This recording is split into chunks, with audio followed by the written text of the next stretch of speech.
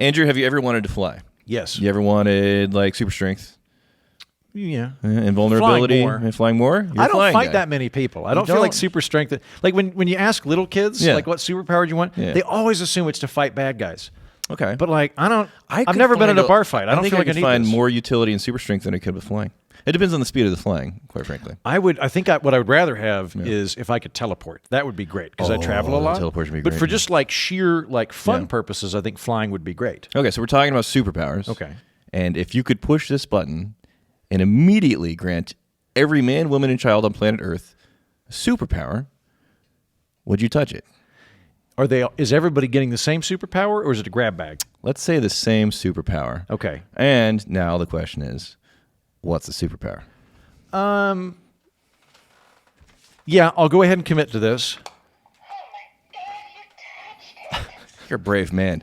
You haphazardly. Thanks. Like Thanks. with very little context or information. There's a lot we got to figure out. In my experience, there aren't a lot of buttons you get in life, so you got to push that button when you get the chance. You know, somebody slides a button in front of you, and you're like, you want to touch that? You're like, I don't know when the next button's coming. I'll touch it. I haven't even finished the question, and you're just on that button. Yeah. So this is a list of superpowers that I have you look at. Wow. And we do need to choose a superpower if you are, in fact, granting superpowers to every man, woman, and child.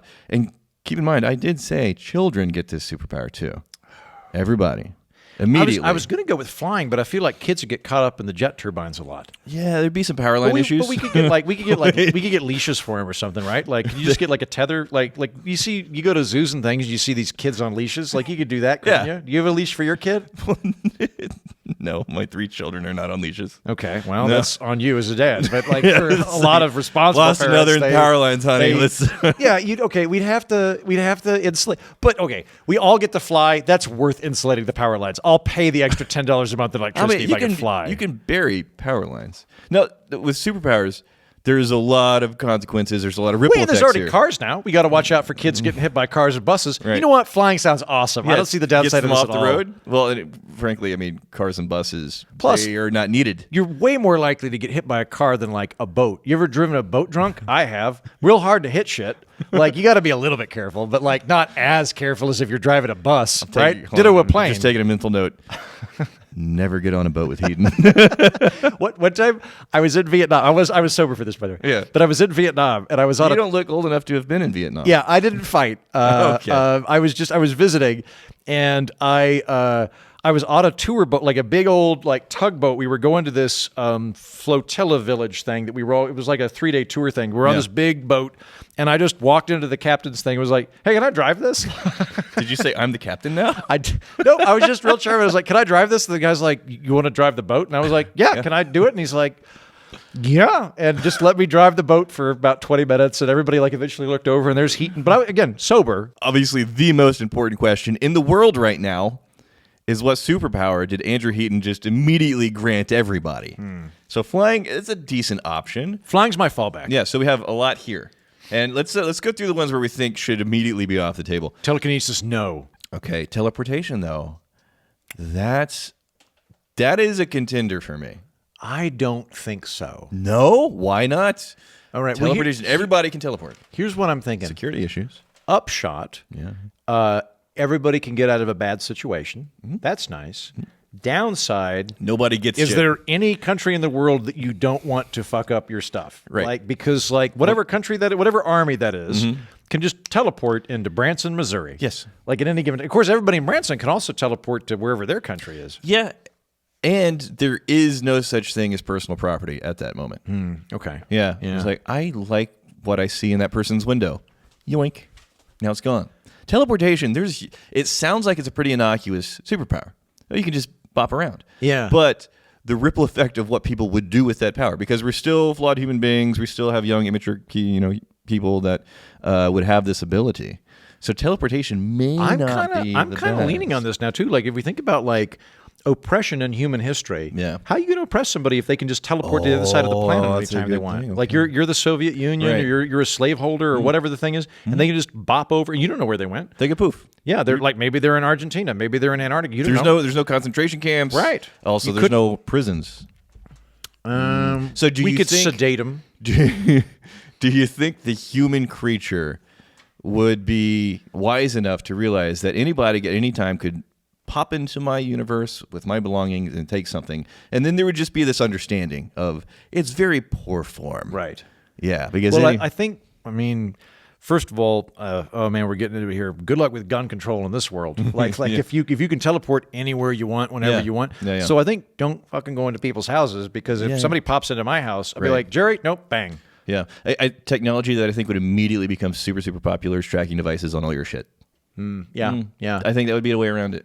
Yeah, you could Small tracking devices on everything. do that. Yeah, I think you'd have the norms there, and I think you'd have to have like much more home security. But again, it's just the stuff you're worried about. It's like basically stuff and ambush. Yeah. Because if somebody like some poor girl's getting like hit on by assaulted by a guy, she can just leave. Poof. Right?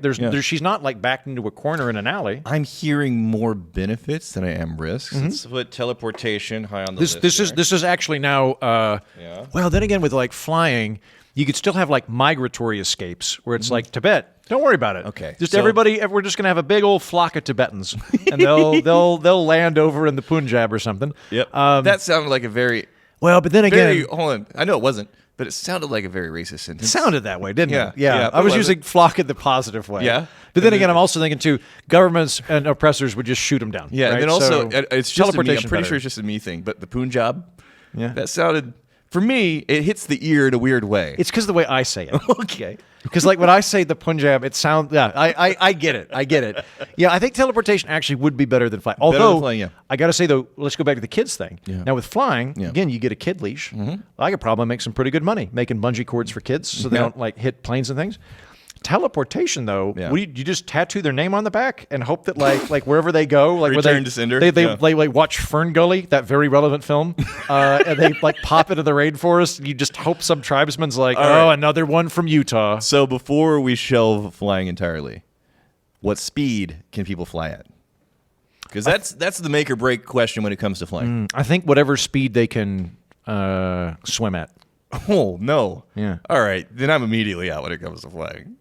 Okay? Swimming? That's more like floating than flying. Yeah, floating with a direction, right? Like Well. how shit are you at swimming? If you could swim through the air, you wouldn't enjoy that. Do you enjoy swimming in water? I think you believe you can swim faster than you actually can. Because if I was walking very casually along a pool and you were just balls out swimming your heart out, I think I would probably go faster than you. Probably. Yeah. Probably. So wait, you but what wanna if swim like, at a if you brisk go, walk. If you go swimming in like a creek though, or you go swimming in a river, it'll carry you. So like, are there not like airstreams that you could catch on? I'm just saying your own propulsive Am ability. I dependent on like the weather for speed? This sounds like really crappy. Unlike flying. every other category in life, you run downhill faster than you run uphill. No, I want to be You able. get to fly. What do you want? I want to go faster You than a float. have to be able to go jet ski speed. That's it. All right, or nothing. minimum jet ski speed. Like if I'm all right. flying, Fine, I want jet to ski go. speed, yeah. I want to go like 200 miles an hour. I'm not breaking the sound barrier, but I want to get up there. You know. Okay, so you see, you're. This is not for fun. Yeah. This like actually is transportation. Yes. Yeah. No, if I need to go like intercontinental, then it makes sense to like get on jet and fine, whatever. Yeah. But the commute and even just recreationally, just like Man, traffic would be so much better. Oh my gosh. Yeah. You'd have more people collisions, I would think. But There'd probably be proximity alert headsets you wear whenever and you're you could have a flying. helmet or something. Yeah, and of course the government's going to make you strap on a helmet when you're flying. And we could have like kind of like designated people lanes. Like again, I'm picturing the lazy river at Whitewater. Like Okay. I'm picturing just a bunch of people kind of going in the same direction. Yeah. You've got like slipstreams. I think for sheer quality of life and just recreational enjoyment, I think flying would be more fun. But I think teleportation, I could find more usefulness for it. It also would make the world feel incredibly small, Have you ever read microscopic. what is that? It's by Dan Brennan? No. I have not. No. It'll come to me in a minute. There's a book where there's this monster on another planet that moves backwards through time called the Shrike. Okay. And the book is sort of mirroring Chaucer's Pilgrim's Tale. Yeah. So it's different. You're seeing these different people in this civilization. But this like little side note, in this civilization that he's describing, there are these things called Farcaster portals, which would be like if you had a permanent doorway over there, you walk through that doorway and you go to Juneau, Alaska, and back. It's always the same location. Yeah. So this one guy that's very wealthy has a house that exists on like 8 different planets. Like his living room's in a different room than his kitchen, or in a different planet than his kitchen. Yeah. And like I feel like with teleportation, you kind of do that. Yeah, well, that's an interesting point. Also, You like wouldn't- housing would not be an issue anymore. you would not have one, this is my residence. Mm-hmm. You would have, this is the mountaintop where I take a shower every morning. Yeah. And this is the kitchen on this beach where I cook my meals. Mm-hmm. And you would have very different locations where you live parts of your life regularly. Because people are going to want that familiarity. Yeah. I'll hang out here in Austin, Texas. I'm not going to live here. I would prefer No, in the to, summer like, you are rarely visiting Austin, like Texas. right now, I have to get on one of those combustion engine airplane things and fly across the Atlantic to where it's colder. But under this situation, I'm just like, where's cheap land? Alaska? Fine. I'll live in Alaska. Yeah. And then I'll like pop over. We'll go get brisket. Yeah. We'll just pop over for brisket. Well, the economic impacts of this, all of a sudden the transportation of goods and services, right? Like getting down highways and transporting things up, riverways and across oceans and railways, like all of that's gone. Mm-hmm. The transportation industry, right? If we're talking about ripple effects, gone. So there's millions of jobs. Like there's, it's not like happy-go-lucky, hey, I can bop around anytime and anywhere.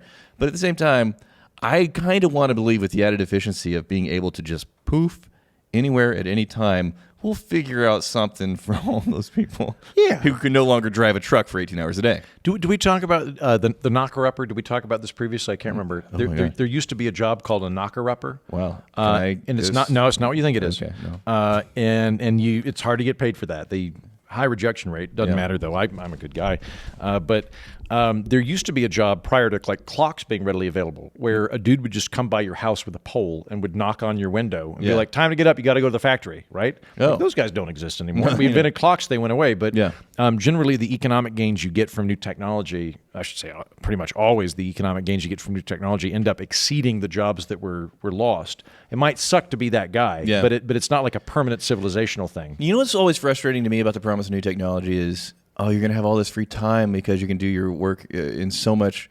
less effort and less resources, so much more efficient and streamlined. But that's never, ever the case.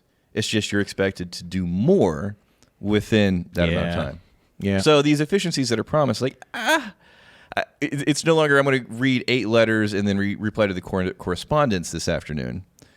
Dictating to my secretary. Right. I'm going to go through 30 different emails and then blast out 1.5 sentences on average across these emails and try and remember all this shit I have to keep up with.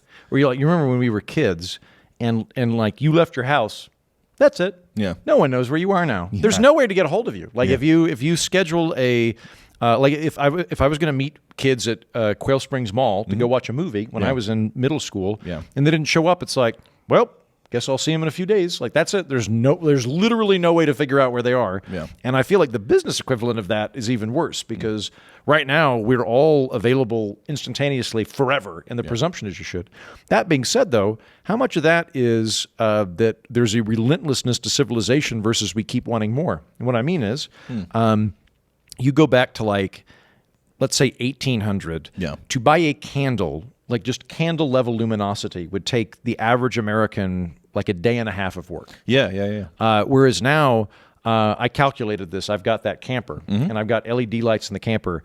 I can run that every day 24/7 for a year, and I think it costs me $3 over the course of the year. I mean, it's nothing, right? So like if you just didn't want an iPhone, you didn't want a computer, and you're like, I'm going to go to work and stuff, but I'm never going to buy electronics. I think you could probably not work that much. Yeah, don't tip me. This is about to be a very different conversation. Okay, I'm going to throw another superpower at you. Okay. This one's a loaded issue. All right. And it could make the world the best or the worst place. Telepathy. And is this, to clarify, is this me projecting my thoughts at somebody, or is it me being able to read other people's thoughts? Everybody can read each other's thoughts. Now, we can say you have to be within, the distance with which you can speak to somebody and they can hear you. Those are the only people that you can read their thoughts. But yeah, It's not like in Star Trek Discovery where Spock's half-sister can communicate with Sarek from across the galaxy, even though that doesn't happen in the rest of the series, where it'd be helpful to have that power. all right, before we get into telepathy, here's one of the things I very much enjoy about Andrew Heaton. Because you're the most wonky, like very much into politics and the policy, and usually those people are as dry as cardboard. They're so just, oh my gosh, you couldn't pay me to suffer through a conversation talking about that level of tedium. But you also have this absolute love for whimsy and fun, and I'm a lush. And you're lush. You want to explore like the ideas and the theories and science fiction and that kind of stuff. Very, very rarely are those two things compatible with one human being. Thank you. Yeah. I feel that I am a fascinating contradiction of things. Well, let's not get ahead of ourselves. Yeah, no, thanks. I like you too. The telepathy bit. Yeah. I don't. My initial thought is no. Okay. On the one hand, I do think that it's almost a miracle we're able to communicate at all verbally, given how much we are. I think the estimates are that about 80% of communication's nonverbal. Yeah. And you start. That's actually. That's cute. It's not accurate, but go ahead. Okay, yeah, fair. But then you get into because I work in political media is my main job, right? Yeah. So many of the terms that we're using are completely different to different people, and so we're having an entire conversation where we're actually discussing different things, and it's a minor miracle whenever we're able to communicate at all. Yes, flapping her wet. Yeah. Mouth meets at each Right, other. because outside of politics, it's the same thing too. Like terms mean different things to different people. So on the one hand, it would be great in that you'd be able to puncture through that. Yeah. On the other hand, I am such an inhibited person. There's so much that I censor on a regular basis that I worry what that would be. Well, because don't we all have there's I don't know. I think it was.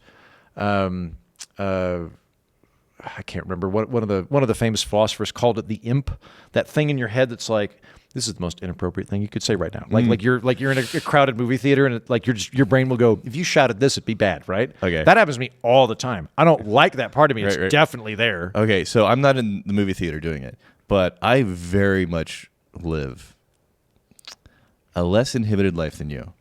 Like I'll do the thing that it's like, this is ridiculous, I shouldn't do this, and then I'll do it. And it never turns out as horribly as you think it would. And it's so much more freeing and fun. And sometimes people think less of you and that you're inappropriate and then you're unpredictable, which is fine, but you're having a much better time. And as long as you can pay the bills, then you know what? You're living the dream and you're doing shit you want to do, and you don't feel like that locked up, suffocating restriction moment to moment. Yeah. I have an exercise that we should do. Okay. Next time we're just hanging out at Fang and Feather. Or gyms, apparently. Or gyms would be even better for this experiment. I haven't said this in front of Brianna because she's always accusing me of being so old, but I've gone to gyms twice now in 3 weeks. I get the liver and onions. Mm-hmm. Wow. Yeah. Which is the most old man meal. I feel like I gained some time back when you said that. Like I feel like I'm now like mid-30s. Yeah, no, I'm 85 years old. Yeah, liver and onions. Yeah. She's all right, guys. She's just a veal girl. That's all she eats. She eats veal all the time. With that cute baby meat. No. Don't you dare say that. What are you? What? I am very strongly against veal. Oh, my bad. What is your go-to? I'll eat anything else. Anything else? Octopus, whale, chimp. Yeah. Sure. Okay. Though you know what? If it's cute, she'll feel bad about it. She's still gonna eat it. Not veal though. Not veal. We'll see. So the anti-inhibition exercise we could do is next time we're hanging out, we just lay down wherever we are. Okay. Let's lay down and like do this thing, you know, like we're just hanging out on a porch, and like because it would be unexpected and a little, and I feel like that'll challenge our boundaries, my boundaries in particular. Okay, I'm going to tell you this right now. One of the most fun, profound realizations I had was probably in my early 30s, and whenever you finally make peace with the fact that nobody really cares about you, because when you're young, you're fixated, you're obsessed with this idea that I can't, wear that, or my hair, or I can't do that mannerism, or my voice. Or you are convinced that everybody is just fixated on every little thing that you do, and they're judging you.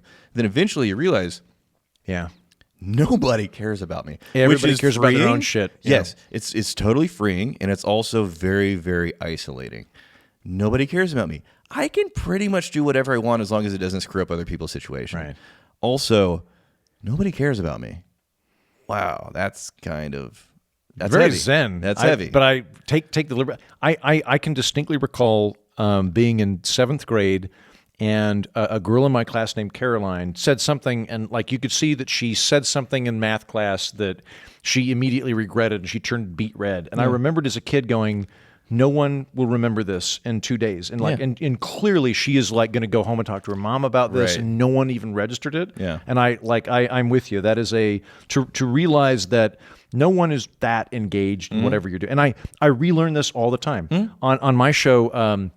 I like if I drink too much caffeine, I get paranoid. Okay. Like about more than 400 milligrams of caffeine in a morning, I will just That's a lot, by the way. yeah, that's like 4 strong cups of coffee, Yeah, right? yeah, So if yeah. I drink more than that, I will. I think what's happening is my neural synapses overfire, and I start seeing connections where they aren't there, and so I will like get really worried that I said something that offends a friend, and I'll call them and be like, "Hey, yesterday I said you were a Raiders fan. I don't even know what kind of football you like. I just wanted," and they will, Right. and I look fucking insane, Right, right. and then I have to go, damn it, I did it again. Okay, so I've told I you drank this. Too much coffee. I think I said just at gyms, and I won't say it on camera officially. Like, if there's ever a situation where you think like you offended me in any way, if I haven't said anything, I promise you have not. Thanks. Right? I'm the Appreciate guy that. that'd be like, "Hey, man, that was pretty dick," but ask me the last time I've ever said that to anybody. Nice. Okay. It's been like a decade. No, I love this where I call you Yeah. and I'm like, hey, Rex, I think I implied that you like the Raiders, and you're like, is this that Heaton guy? Right. Who is this? I'm like, yeah, we're good. Good. It's Yeah, like yeah. I haven't thought about you at all. But with the telepathy thing Yes. though, I do worry about. Can you control it, or is it just everybody hears your thoughts whether you want to or not? All right. If you can Interesting control fork in it, the road. if Interesting you can fork in the road. control it, I think it'd be great. I think for the sake of this conversation, no. If people like right now, if you're you are speaking out loud- telepathically incontinent. right? If you're speaking out loud, then people can hear you, regardless of whether or not I'm trying to only let you hear me. But across the room, we got Alex, we got Brianna. They can hear what I'm saying right now. I think telepathy is probably the same way. Maybe there's like a version of a whisper, but it is that level of it's in the atmosphere. It can get picked up if people are actually paying attention.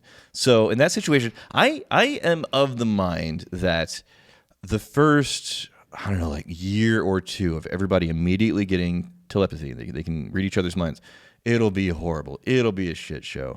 Like nations and politicians and families breaking up, and then people realize... Sucks to be a 14-year-old boy during this Oh period. my You guys God, are really it's- getting it on the chin. I'm no. very sorry for you, gang. Yes, it's the worst. But I'm of the mind that after people acclimate to the new normal of being able to just hear what actually people are thinking, then I believe it's going to be a much better, more honest, more genuine, more freeing way of living with a lot less judgment, because it's like, well, that, 2 years ago would have been a really fucked up thought, but I had a similar thought, last week. So I want to believe that over time, it just becomes normal, and all of a sudden we have this ability to read each other's minds and have much more honest exchanges with each other. Maybe so. I mean, like on the one hand, I think we would all be immediately surprised at how little we factor into other people's thoughts. Oh, If yeah. we could hear their thoughts. Yeah. And we would realize, everybody is 90% of their world that they're doing And that. if you're in love with somebody, then like 80% of their world is them, and then Yeah. you're like in 10% of Yeah, them. You get that extra 10%, and then maybe so. Like there's a friend of mine, a comedian up in New York, named Brian Sack, and his wife is from Poland, and she's very like direct as a result of this. Where she'll I love people like that. She'll go out with Yeah. her friends, and they'll be like. Do you like my dress? And she'll be like, no, it looks horrible on you. And but they love her. Like Yeah. her friends love her because yeah. she's the one friend that's just like, no, you should burn it. Yeah. But there's no malice there, and like she's established that. I say this, I'm not hanging out with her and her friends. This is all right. pieced together on my end. But there could be something like that where we puncture that barrier and we're able to be more forthright. That said, though, I want to return to this. This is a long way for you eating liver and onions, but for people that can remember puberty, I feel like that would be a particularly nasty time to be telepathically incontinent. There may be a period of isolation for human beings on an island somewhere Yeah. far, far away, where, in these formative years, you don't need to be around anybody. Yeah, or pick your cohort and go off for a little bit. Right. Yeah, because it's not even that I think I was particularly perverse or anything. It just would be embarrassing as a 14-year-old. So let's do this. And it was on the list. I wouldn't have added it, but on this list of superpowers that I Googled, empathy. This is Betazoid. Oh, right. okay. So this is dialing back less of the brute force precision of telepathy, where you can hear specifically what a person is thinking, but you get more of the impression, much more clear impression of what a person is experiencing and feeling. I don't know if I would call that a superpower, but they call it a superpower in here. I think that'd be great. That would be great, but also it's like, what's the risk factor in that? We just get people that are more in tune with the needs and experiences of others. Like, What a hell! right? No, That's an easy yes. No, but that one, yeah, that one makes sense to me because there are so many situations where you're like again when I'm doing political media. I host a show called The Political Orphanage. I was very foolish and put the word political in it. So whenever anybody asks me what I do for a living and I bring that up, they want to talk to me about who they hate. You're right. And I don't tend to reward people for who they hate.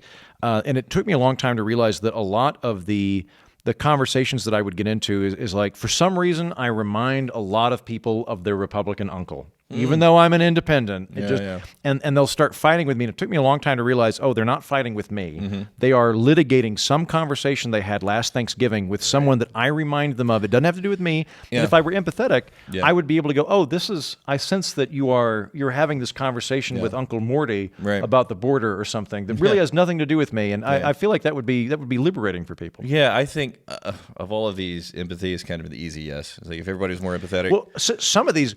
The fuck did you put Sonic Scream on here? Hold on a second. Well, how would that benefit anybody? I don't want anyone on the planet to have that ability. Okay.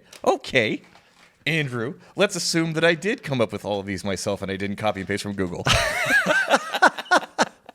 It's not, But why, okay. Sonic Scream. Can we knock that one off the list right now? Well, you know who that would be valuable for? First responders in the Alaskan outback? And tunnel diggers. Right? People that are clearing paths in snowy weather. They can just fucking have dynamite like they do now. I don't want it. Like I do not like noise. Yeah. I think if you litter, you should be forced to eat it. Yeah. And if you're making a lot of noise in your neighborhood, you should just be sent to prison for a few months. I fucking hate it. So like Sonic Scream, no. You want to hear that I would absolutely love? What? Shapeshifting, man. That would be so cool, right? You can shapeshift. Let's say you shapeshift into like any animal. Okay. Because I want to shapeshift into a toaster and then, creep into some woman's apartment, just sit on the counter and be a pervert. It's like, nah, that's not cool. Pervert toaster. Pervert toasters, yes. It's the title of this podcast. Are you shapeshifting into anybody or just animals? Animals. I think just you gotta do animals. Yeah. Okay, so I can't parade around as Rex. Make your case, my man. Okay. What would you do if you were parading around as me?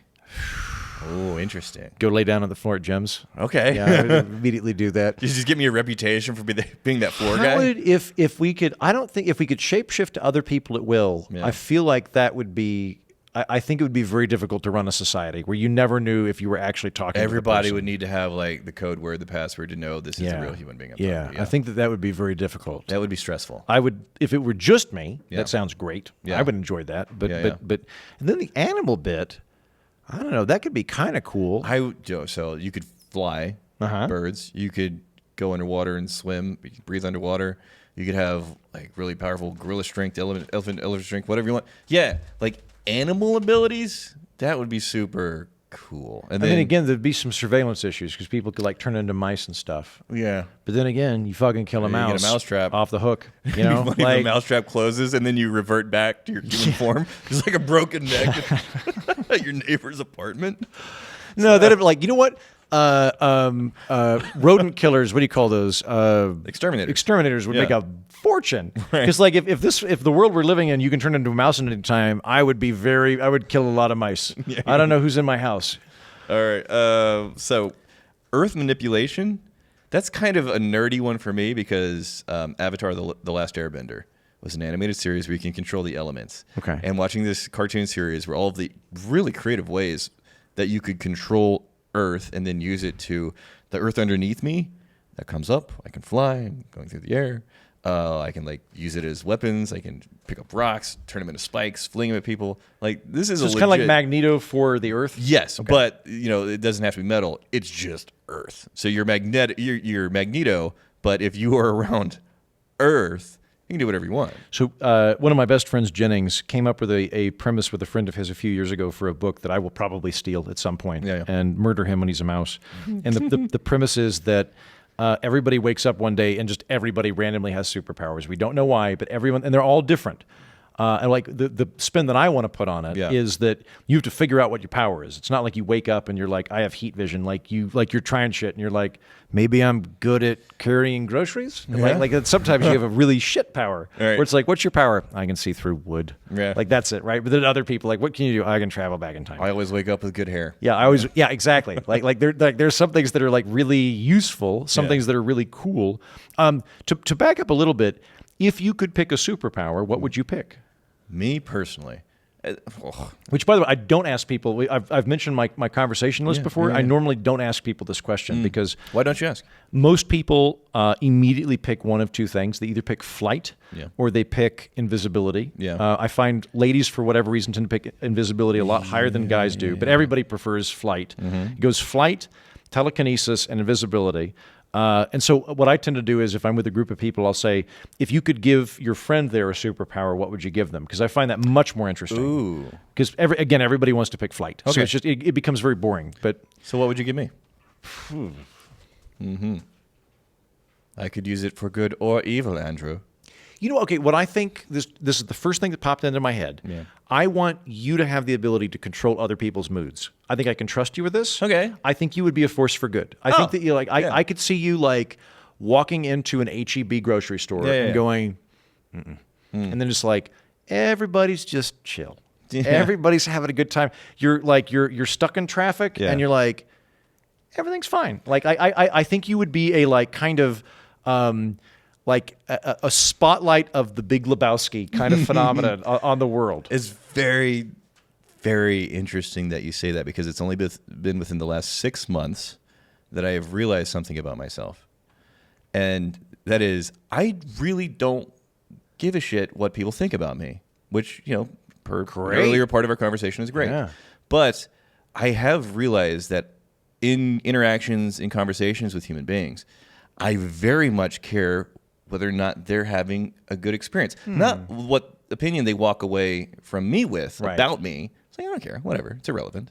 But I just want them to have had a good time, independent of their opinion of me. And I think you could be trusted with this. I think like some people would manipulate it and like make everybody feel very anxious, and then they'd come in and take advantage of it and make them scared or whatever. I think you would just kind of be like an oasis of chill. Like just everybody's just kind of groovy. Just everybody's just like kind of like one or two Xanaxes in.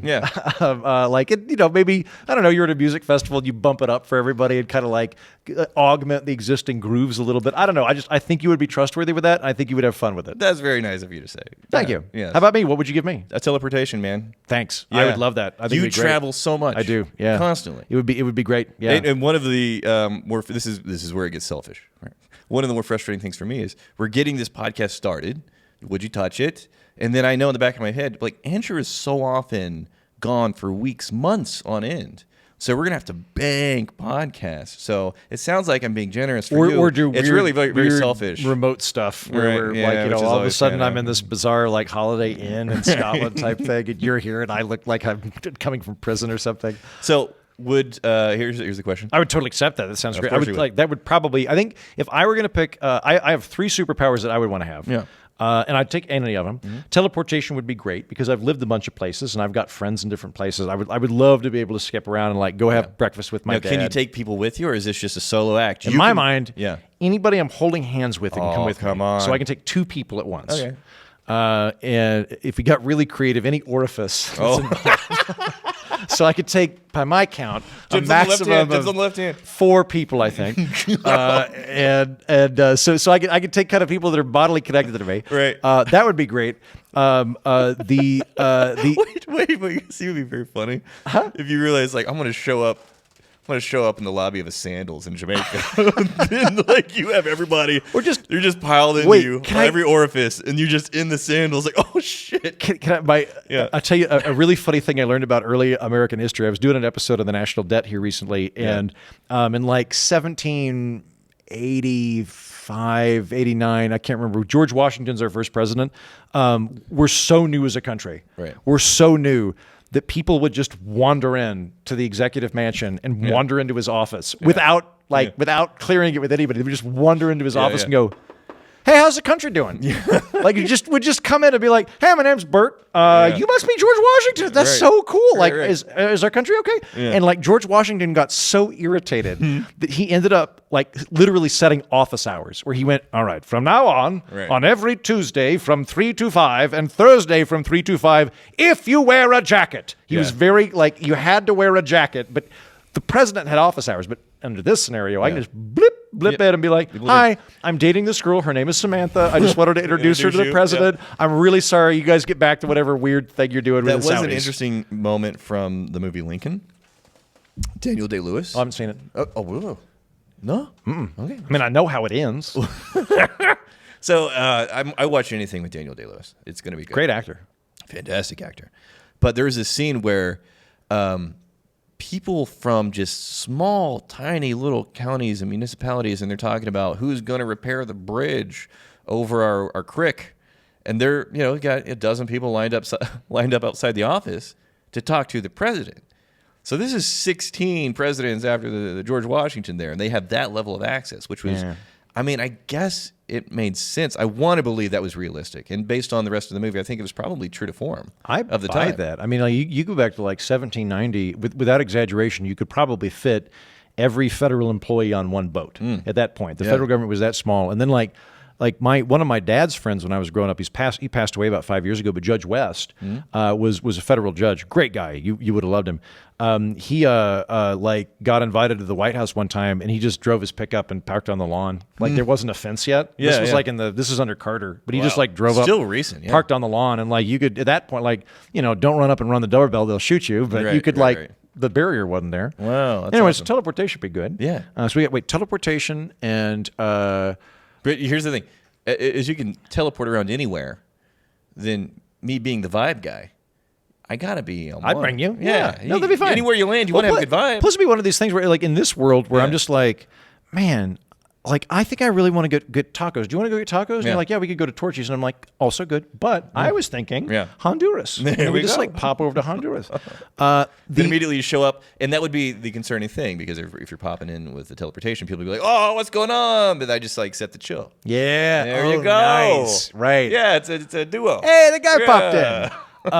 Being able to start and stop time, that would be great. Yeah, but dude, I think I would artificially age though, because I'd be like, I'll get this done. And I'm just all of a sudden I'm working like 9-day weeks. Andrew, you look horrible. Yeah, and it's. But on the other hand, you look very well rested because I can nap whenever I want, and I definitely sleep 9 hours a day. Yeah. But on the other hand, like I'm definitely running the clock faster. Right, he's got bad genes over here. Yeah, and then the final one that I wouldn't tell anybody if I had it is the ability to heal people. Right? Because if you tell anybody, that's your whole life now. You are just... your whole job is just throngs of every day. people. And Yeah. like, whereas you don't tell anybody, you just go to a hospital after work, like You would slap have some to folks. have the combination of teleportation and healing. Because if you That'd be could great. Pop in, boop, do the healing, and then pop out. I would but definitely- there would be a crush of humanity. 100% be a clown then. That way I could no one would know who I am. I would just pop in. There you go. No one has cancer. Good job, everybody. Okay. Back to Honduras. Speaking of healing people, would you touch it and give everybody immortality? No. Ripple effects. Okay. Wait, can they die? No, immortal. No. Okay. No, that like Because all of a sudden, that sounds like a hell. it's and also if you want to have kids, this is a very, very serious deal. If you want to add another person to the world like this, there's going to be layers of Hold on. bureaucracy. Hey, Brianna, we've done a different button thing. May I have another drink, please? Yes. Thank you very much. Oh, no fine. veal, please. I want a veal garnish. There's veal it all. Can I get a veal garnish? I don't want any veal juice. Thank you. Veal juice. Thank you very much. So can I tell you, I'm a bit better with death now. I've been reading Gore Vidal. Okay. I can never remember what we've talked about. Have we talked about Gore Vidal previously? I will tell you if we have talked about something Thanks. previously. Yeah. My so when I'm drinking, and I'm only one drinking, but when I'm drinking, my short-term memory just shot the hell. So I'm like a very charming Alzheimer's patient. You know what? When you're drinking, your short-term memory is probably at the level of my sober short-term memory, so you're fine. So you know the Friars Club? Oh, yeah. So I got inducted into the Friars Club nice. in 2015, Yeah. and at the time they had these giant goblets of drinks that they'd give you. They were massive. Also, I was getting back injections. Turns out you do not want to medication and booze? Yeah, you know how like you learn when you're like 21, don't mix beer with wine because you get a headache, and then like at 35 you learn don't mix scotch with back pain medication because you black the fuck out. That's what I learned. So I was at the Friars Club and I had like my second goblet of scotch, and I don't remember any of this, but I like finished this funny story, haha, the time I was in Italy, whatever, and I drink it and go, which reminds me, and then I say the exact story beat for beat. And everybody at the Friars Club's like, did we time quake? What happened? What is like did we?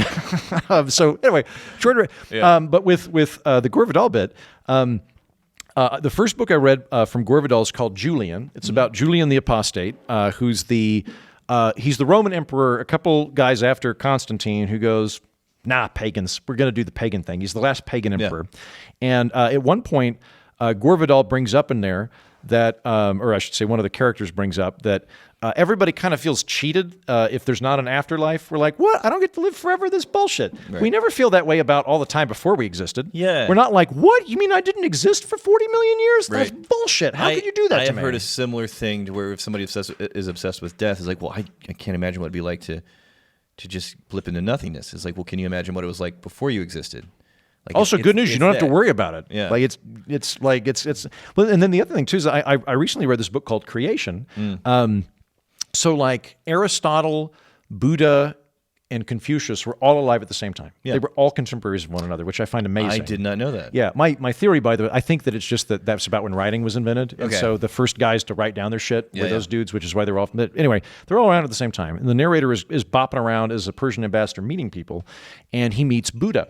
And it is very much the variant of Buddhism, which is life is suffering. It is this Groundhog Day thing you want to escape, and the goal is to just eventually extinguish the flame. Like Yeah. this maybe it's fun for 3 or 4 lifetimes, but after 250,000 lifetimes, and there's another guy he meets. I think he's a Jain. I don't really know, but that guy is like, yeah, literally, he's talking to the guy and he goes, the deal is you have 250,000 lifetimes. That's it. Just everybody has 250,000 lifetimes. There's nothing you can do. You have to come back 250,000 times. I'm on 2,999. I'm out. Yeah. This is the last one, and I'm reading this and I'm like, I'm pretty sure it's just blackness when I die. I guess I lucked out. Like I'm winning. Yeah. At the Buddhist thing, I'm like, oh, well, I get the Buddhist afterlife right now based on. So I feel a little bit better on that. Yeah. But I would if I had the ability to give people like they can continue to go indefinitely until they choose against it. Yeah. Or let's say ideally they can like live to 100 and have a very good quality of life. I would definitely do that, right? But Blanket immortality not is letting a hard people. pass. That seems like a horrible thing to do No, to that somebody. becomes very dystopian very quickly. Yeah. And you get locked into generational wealth, and if you're going to have like human beings, this is going to be a privilege that is only allowed to the most, top tier human beings that have a lot of power. Yeah, it's I don't know. But at the same time, I kind of want to see what happens on the earth after 1,000 years. I kind of want that idea, the selfish idea of a front row seat to see how things quickly change. Because I was born in like 1980, almost 81, at the end of 1980. And the things that have happened just within my lifetime, this is ridiculously fast. It's crazy. Now we're at the cusp of AI becoming just a practical part of everyday life. Like you mentioned the internet, we got electric cars, we got all of these things that even my grandparents couldn't even imagine back in the day. So in 1,000 years, like, what is this going to be like? The curiosity of it, that's the main thing that I would love to be able to see. Okay, here's what I want. Yeah. I want to live to 100. Okay. And then have them flash freeze my brain. Okay. And just thaw it out for a day, 1,000 years from now, just to show me stuff. Be like, look how much better Polaroids are. Like our 2.5 Men really improved this season. Yeah. Like, whatever. What do you hope the world and humanity will be like in 1,000 years? Because you're the sci-fi guy. Like nobody else I would And ask I'm, this to. I'm an optimist too. Yeah, you're an optimist. I know you had to have thought in this direction. If I asked any Tom, Dick, and Harry, he's like, I don't know, I never think about this shit. But you being the sci-fi nerd that you are, in 1,000 years, pulling from what you have seen in all of the sci-fi narratives and genres and media, which one do you think is the coolest? Like, man, I hope it's like that franchise. There's I'm forgetting all of this. He wrote a book called Consider Phlebas, and again, all of my names are falling out of my head. The Scottish writer that I'm thinking of, his name will pop in later as I'm driving home, had this very like post material scarcity world where you just have complete control of stuff. So where people are like, I think I'm going to be a whale for a couple hundred years, and they'll just be a whale for like, you can die, but you don't have to. Yeah. There's another one. There's a book called Steel Beach, and the premise to that is that something bad happens on Earth, like aliens wipe us all out, but they don't really care about the moon. And there's a moon colony, and it's way in the future, and you can just kind of like same thing. You don't. There's no like set death period. You can die. Yeah. You don't have to. You can like just anytime you want. If you want to switch genders, you go down to the gender doctor, and it's like a complete overhaul, and it's very much accepted within society. Yeah. And then also one of the things I really like about that book, it's the only science fiction book I've ever read like this. If you are a hot 25-year-old, you're just very irritating because everybody looks 25. So like if your ability is to hang out with somebody that is 50 years old that looks 25 and a 25-year-old looks 25, you're like, oh my God, shut the fuck up. Like everybody hates them. Whereas like Robert Heinlein is like, yeah, 25. You're like every Robert Heinlein book has that.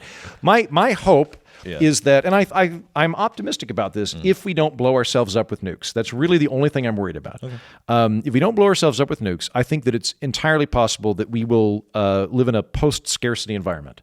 We're almost there. We're there with light, basically, right now. Like, again, this is all so unfathomably cheap. Yeah. We might get there with energy, with solar panels, but maybe with fusion power. Yeah, well, even with water. What's the term whenever you take salt water and you turn it into... Desalinization. Thank you. Yeah.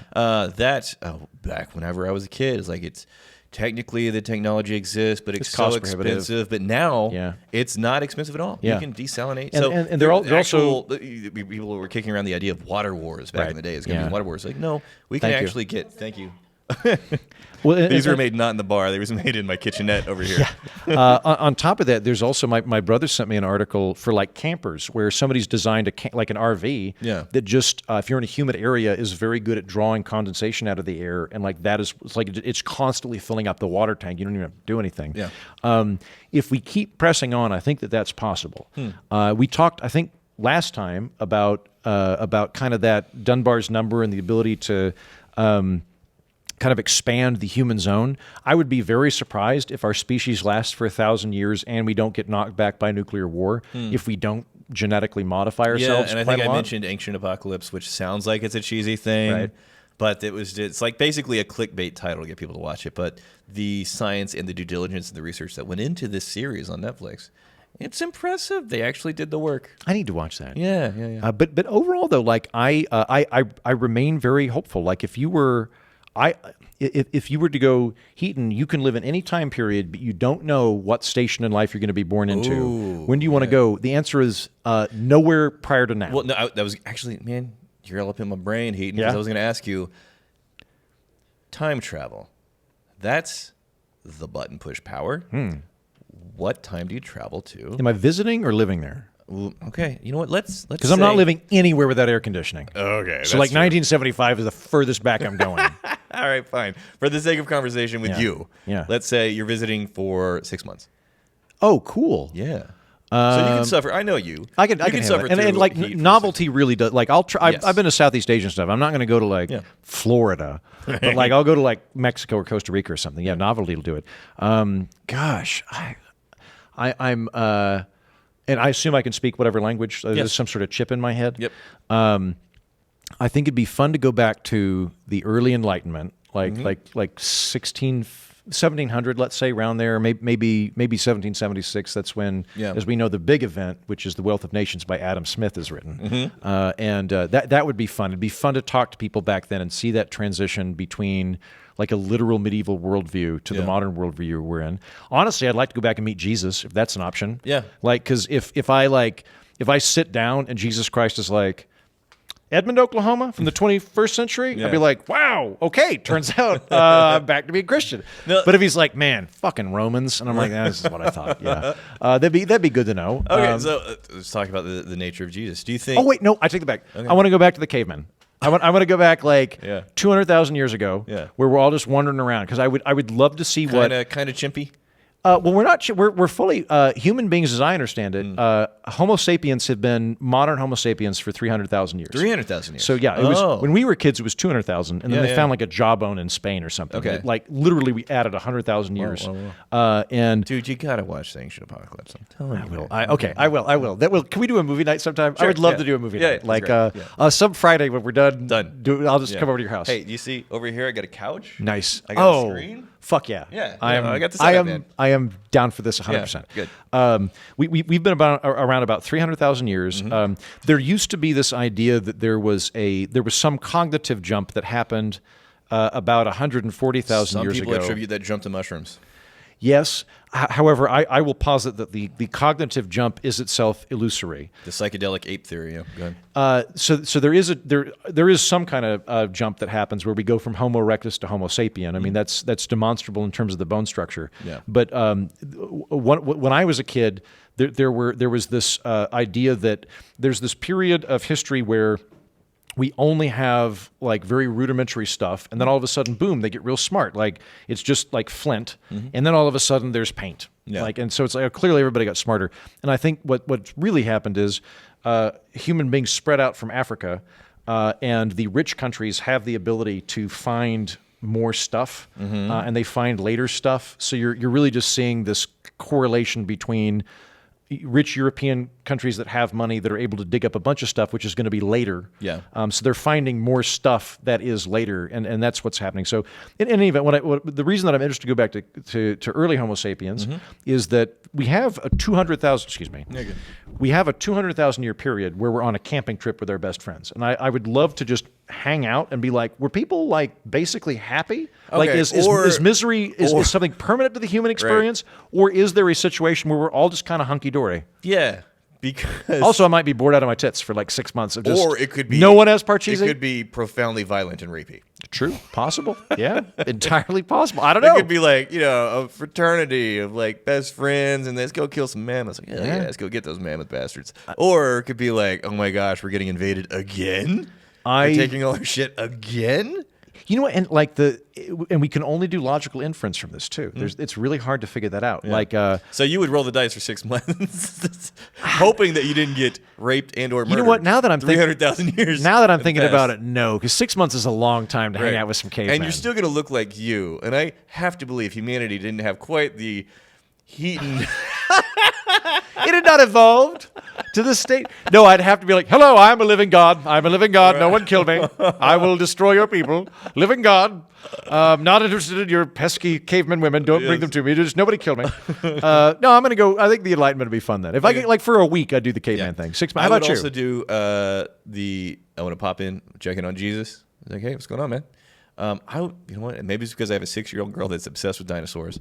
I just want to go back to prehistoric, millions of years ago, back when the Earth was so primitive. Now, there probably would be You don't think that's going to fuck you up? You're worried about the caveman, but you're not worried about velociraptors? no. Well, can I also fly in this situation? Sure. Can I take some superpowers? Sounds good, Okay, yeah. You can bring mushrooms. Yeah. Also, I think the atmosphere may be a problem for me at that period of time. Just way too much oxygen for me to handle. So I was in Scotland 2 years ago, and I went out to the Isle of Skye, and there's dinosaur footprints that have been permanently encased in the beach. And the thing that blew me away about that was that I can't remember what kind of dinosaur it was, but that dinosaur was closer to me than it was to a Stegosaurus.